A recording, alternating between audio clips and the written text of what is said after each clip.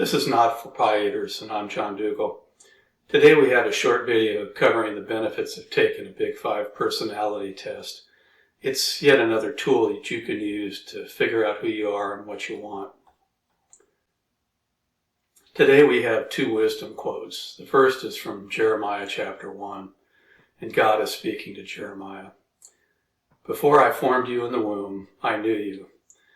God is saying that he knew who Jeremiah would be even before he was born, because God is the creator and he creates everyone as a unique person. You're unique and you have a unique personality. The second quote is of unknown origin. Be yourself, everyone else is already taken. Well, on this channel we've discussed the psychological needs. We've discussed psychological values that map to those needs. And it's important for you to figure out who you are and then to be that person, because no one else is going to do it. There are quite a few tests online that can tell you a bit about who you are. There's a Briggs-Myers and there's an Enneagram. Above these, I prefer the Big Five. Quite a bit of research went into the 5 personality traits, and they were found to be at the highest level of abstraction, and that everything maps to these 5 things. Some Big Five tests are free and some cost a few nickels. And when you take a test like this, there's no right or wrong answers. There's only honest answers, and those honest answers will reveal your personality. The Big Five traits are openness, conscientiousness, extroversion, agreeableness, and neuroticism. Openness. There's a couple facets to this trait. There's an aesthetic facet and an intellectual facet. And regarding the intellectual facet, it's not IQ, but it's more of an intellectual curiosity and inquisitiveness, a desire to always be learning something new. That was my father to the T. That guy read and read and read every minute of free time he had, it seemed like. Now, for the aesthetic facet, that describes people who have a general appreciation for art and emotion, adventure, unusual ideas, imagination. These kind of people tend to be more creative than the rest of us, and they love new experiences. One way to identify people that are high in openness on this aesthetic facet is they tend to love international travel and go as frequently as they can. Well, conscientiousness is about the tendency to be self-disciplined, striving for achievement and industriousness. And to a large extent, it has to do with impulse control, because highly conscientious people, they're stubborn, but they're reliable. And, these are the types that show up to work, 7 a.m. sharp every morning without fail. Low conscientious people, that almost sounds like a disparaging term, and it's not. It's just different. They tend to be flexible and spontaneous. They tend to rather start their day a little later. And, you watch how they work, and they tend to be a bit messier. They'll know where everything is, but they'll tend to be a bit messier.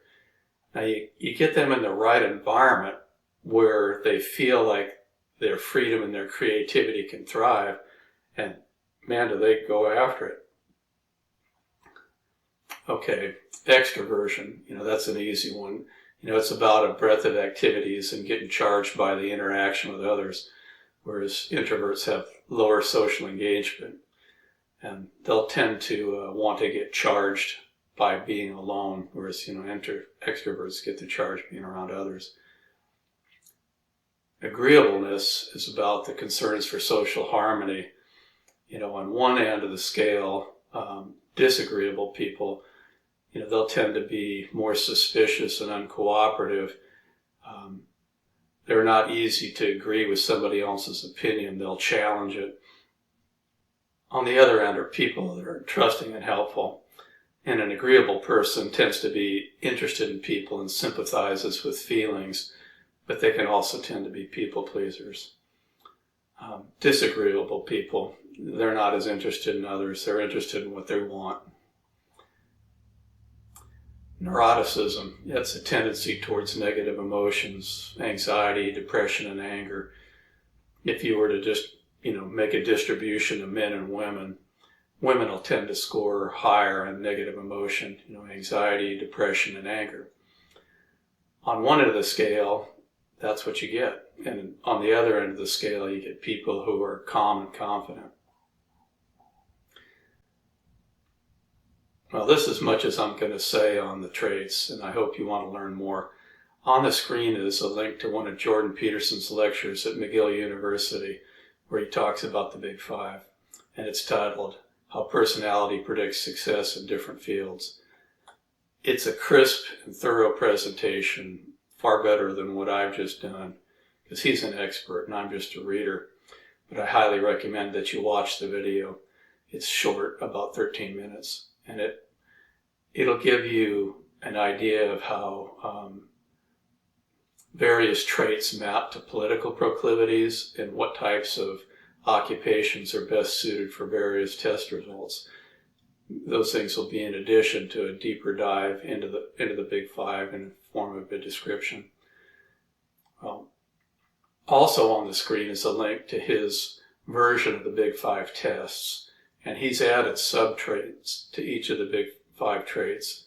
I found them quite useful, and that test can be found at www.understandmyself.com. The test will run you about $10 plus tax. And, I've taken the free tests. I've taken his test. I prefer his.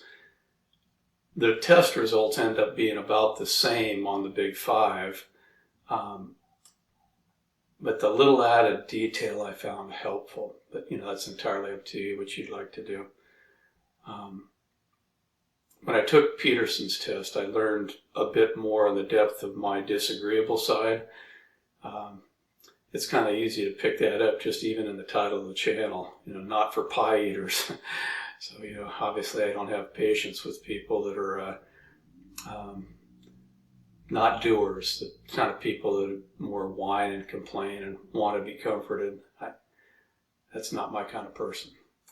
But hey, if a person is willing to get after it and they're just looking for a little bit of help, then hey, I'm your guy. So you find out things like that on Peterson's test. And the main point though is take a test, figure out who you are, and then be you. Well, that's it for today. Short and sweet. Get out there and be you. Cheers.